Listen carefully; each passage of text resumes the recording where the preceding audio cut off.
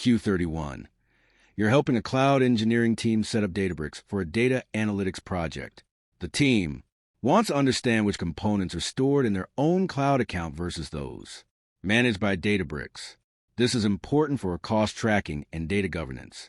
You need to identify what is stored in the Databricks customer's cloud account. Which item is stored in the customer's cloud account? A. Databricks web application. B. Cluster management metadata. C. Notebooks. D. Data. The correct answer is D. Data. Why this is correct? This question reinforces a fundamental architecture of Databricks, which is separated into two distinct layers to protect data sovereignty. The data plane, customer's cloud account all storage resources, such as AWS S3, Azure ADLS Gen 2, or Google Cloud Storage, containing your actual data, reside entirely inside your own cloud account. The compute clusters that processes data also spin up within your virtual private network, meaning your raw datasets never leave your security perimeter. The control plane, Databricks account, Databricks hosts and manages the web application, orchestrates cluster operations, and maintains metadata in its own secure environment. Why other options are incorrect? A and B, Databricks web application, cluster management metadata. These are core backend systems managed entirely by Databricks within the control plane. C, notebooks by default. The source code and revision history of Databricks notebooks are stored encrypted within the multi-tenant control plane repository managed directly by Databricks, unless explicitly configured via customer-managed keys or Git providers. Thus, standard data assets are the primary items living in the customer's cloud storage.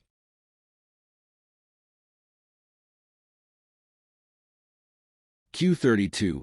A data engineer is configuring a Databricks job that includes multiple tasks for a financial data pipeline. One of the new tasks must begin only after another task completes successfully to ensure that the required input data is available. While setting up the job, the engineer is reviewing the depends on field to find the correct execution order. In which situation should the engineer select a task in the depends on field of the new Databricks job task? A. When the new task is intended to take the place of another task. B. When the new task should begin only after another task completes successfully. C. When the new task shares dependency libraries with another task. D. When the new task is linked to another task that consumes minimal compute resources. The correct answer is B. When the new task should begin only after another task completes successfully. Why this is correct? In Databricks jobs, you orchestrate workflows using a directed acyclic graph, DG, made up of individual tasks. The depends on field is explicitly used to establish parent-child execution dependencies between these tasks. When you add a parent task to the depends on list of a new task, you are telling the Databricks orchestration engine that the new task is blocked from running until the parent task has finished successfully. This is exactly how you enforce proper sequencing, such as ensuring that an upstream data ingestion task finishes creating a table before a downstream transformation task attempts to query it. Why other options are incorrect? A is incorrect. The depends on field creates a sequential link between separate tasks. It is not a tool for replacing or overriding an existing task definition. C is incorrect. Shared libraries or dependencies are managed in compute or dependent libraries configuration tabs of each task, not through the execution graph flow. D is incorrect. The resource consumption or efficiency of a task does not dictate an architecture requirement to use task dependencies. You only map dependencies based on execution and data lineage prerequisites.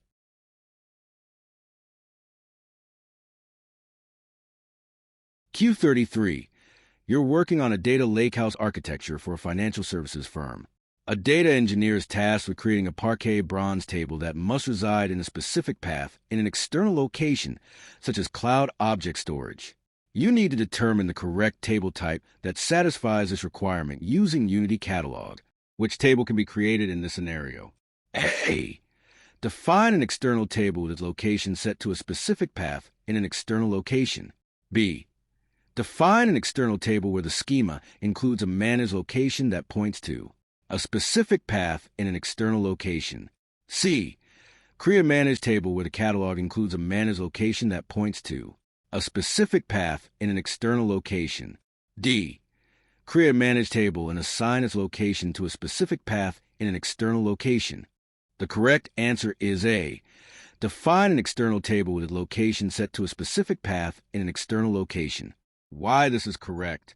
In Databricks Unity Catalog, you have two primary options for table storage lifecycles: managed and external. External tables. These are the correct choice when you need data to reside in a specific path within your cloud object storage. When creating an external table, you explicitly supply the path using a location clause, e.g., create table my_table location apps //. If you later drop an external table, Unity Catalog only deletes the metadata, keeping your underlying Parquet files safe at that specific path. Why other options are incorrect. B is incorrect. In Unity Catalog, you do not configure storage paths at the individual column/schema level within the table creation statement to make a table external. You explicitly assign a single location path to the table itself. C and D are incorrect. By definition, a managed table delegates directory handling entirely to Unity Catalog. You cannot manually force a managed table to go to a specific, custom subpath of your choice during creation. Unity Catalog automatically generates its own internal directory path under the warehouse's pre-designated storage location.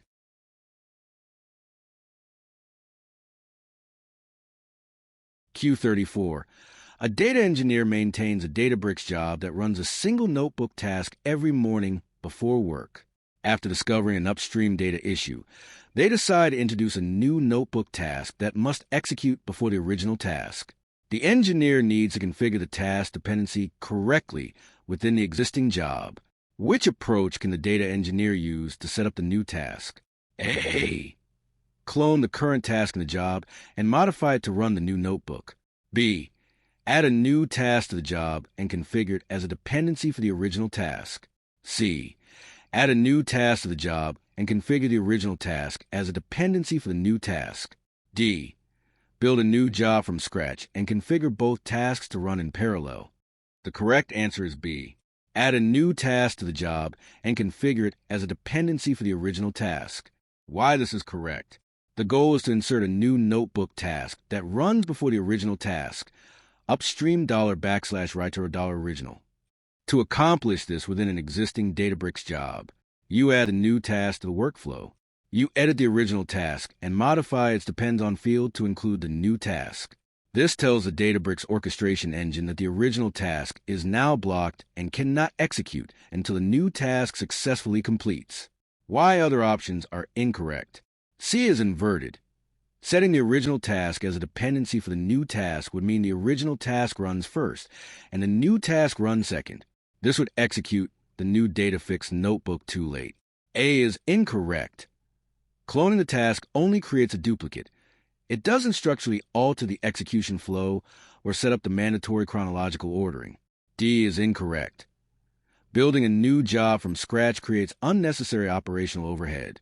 Furthermore, running the tasks in parallel fails a core requirement because the original task could execute before or at the same time as the new task, reintroducing the upstream data issue.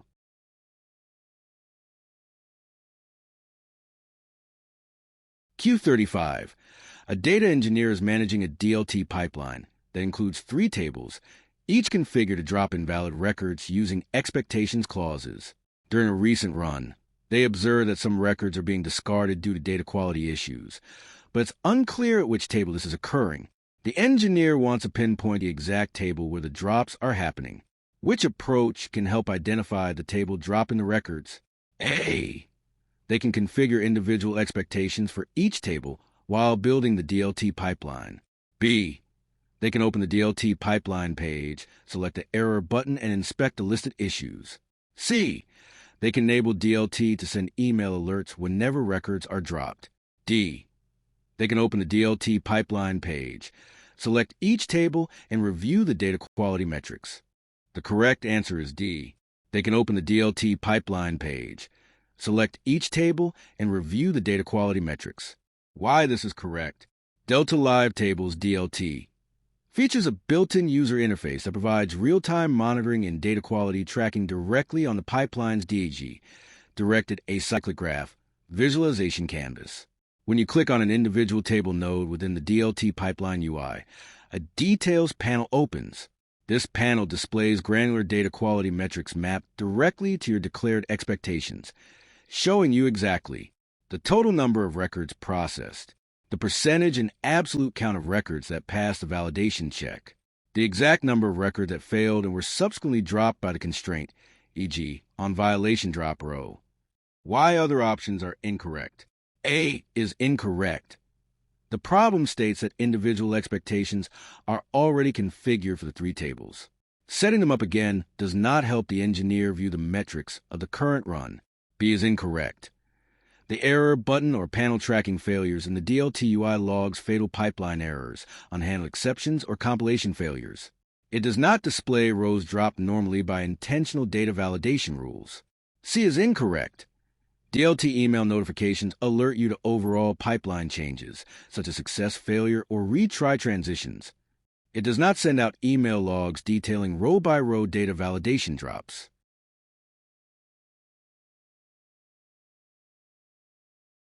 Q36.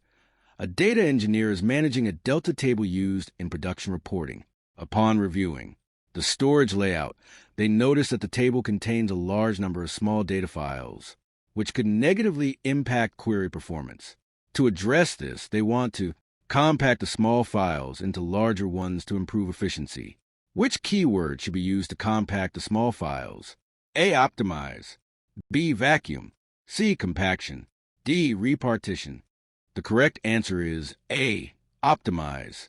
Why this is correct? In Delta Lake, the optimize command is specifically designed to address the small file problem.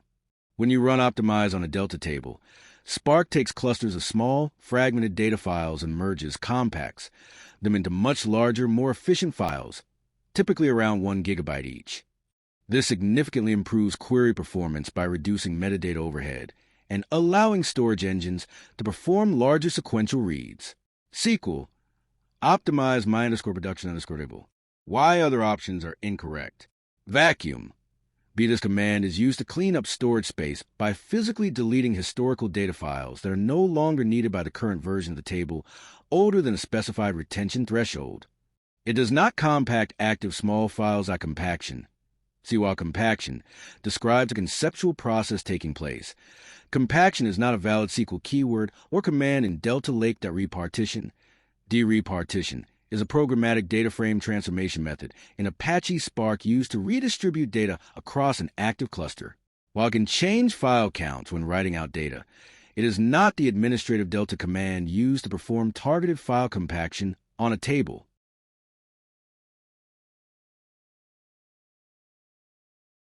Q37. Your organization has onboarded a new data engineering team to lead an YLT initiative. Their responsibilities include reading, updating, and restructuring data within the sales table. To ensure they can fully manage this asset, which SQL command should be executed to? Assign full privileges? A. Grant all privileges on table sales to team. B. Grant select create and modify on table sales to team. C. Grant select on table sales to team. D. Grant usage on table sales TO team. The correct answer is A. Grant all privileges on table sales to team. Why this is correct? The requirements state that the new engineering team must be able to perform multiple operational actions, including reading select, updating update/modify, and restructuring alter/schema modifications, the sales table. To give a principal complete administrative control over a data asset without having to manually specify every single grant, SQL-compliant catalogs, such as Databricks Unity Catalog or Hive Metastore, use the shorthand administrative keyword all privileges. SQL, grant all privileges on table sales to team. Why other options are incorrect? B is incorrect. Grant select create and modify uses non-standard, invalid keyword syntax. For example, modify is not a valid SQL grant privilege keyword. The correct keywords are update or delete.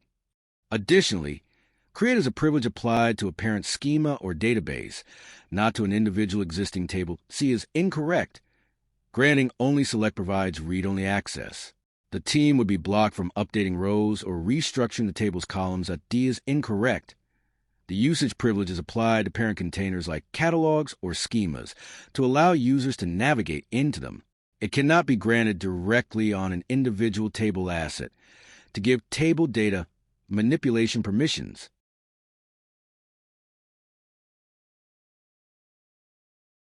Q38. A data engineering team is using Delta Live tables to build a pipeline that enforces data quality rules. One of the expectations includes a clause. Constraint valid _ timestamp expect, timestamp, January 1st, 2023, on violation fail update. During a scheduled batch run, some records contain timestamps from 2022. What outcome should the team expect when this batch is processed? A. The invalid records will be excluded from the target table and logged as failures in the event log. B. The presence of invalid records will cause the pipeline to stop processing and mark the update as failed. C. The invalid records will be excluded from the target table and redirected to a separate quarantine table. D. The invalid records will be included in the target table but flagged as invalid in the event log. The correct answer is B. The presence of invalid records will cause the pipeline to stop processing and mark the update as failed. Why this is correct. Delta Live Tables DLT manages data quality through expectations. The behavior of an expectation is determined strictly by its trailing on violation clause. On violation fail update, this acts as a strict compliance gate. If even a single record fails to satisfy the condition, timestamp, January 1st, 2023, DLT immediately halts the entire pipeline execution and marks the current update run as a total failure. No data from that microbatch or transaction is committed. Why other options are incorrect. A is incorrect. Dropping invalid records while letting the rest of the pipeline succeed is the behavior of the on violation drop row clause, not fail update. C is incorrect. DLT does not automatically build or redirect rows to a quarantine table out of the box unless you explicitly architect separate splitstream tables using your own code logic. D is incorrect. Allowing invalid records into the target table while silently logging the failure in the pipeline metrics is a behavior of a standard expect clause without any trailing modification, equivalent to an allow and log policy.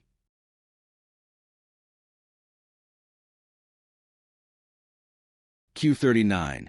A data engineer working on a customer analytics platform initializes a new database using the command create database if not exists customer 360. They want to confirm where this database will be stored within the Databricks file system. What is the expected location for the customer 360 database? A.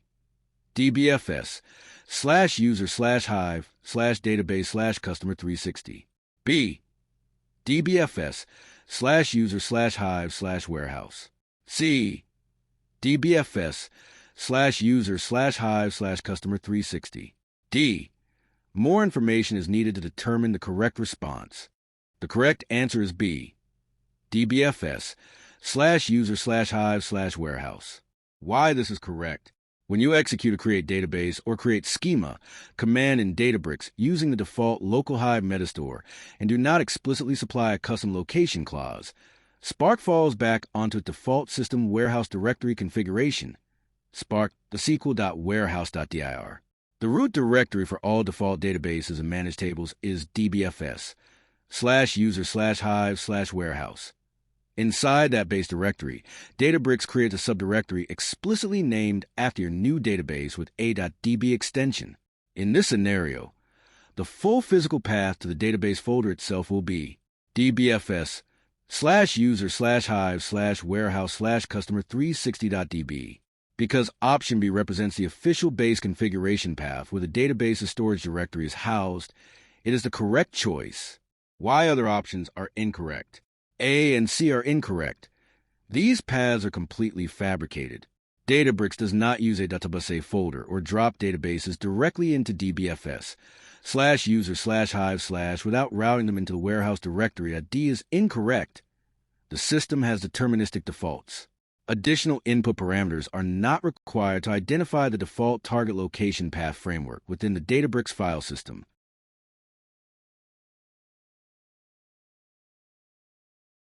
Q40. A data engineer is inspecting the physical storage layer of a Delta Lake table used in an enterprise data pipeline. To optimize performance and understand how the table persists data, they need to identify the file formats in which data from Delta Lake tables is primarily stored.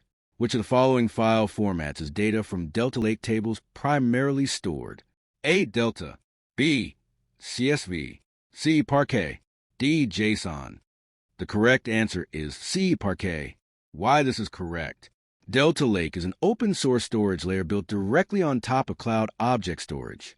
Under the hood, Delta Lake stores its actual data, records primarily in Apache Parquet format. Parquet is a highly optimized columnar storage format that provides excellent compression and high-performance querying capabilities. When you write data to a Delta table, it is saved as standard.parquet files. Why other options are incorrect? A is incorrect. Delta is the name of the overarching storage layer framework, but it is not an independent file format type for raw data rows. B is incorrect. CSV is a plain text, row-based format that lacks the performance features, like column pruning or predicate pushdown, required for enterprise Lakehouse architectures. D is incorrect. While Delta Lake does use JSON files, they are used strictly for the transaction log, the _delta_log/directory, to track metadata changes, e.g. 0000000.json. The actual primary business data itself is never stored in JSON format.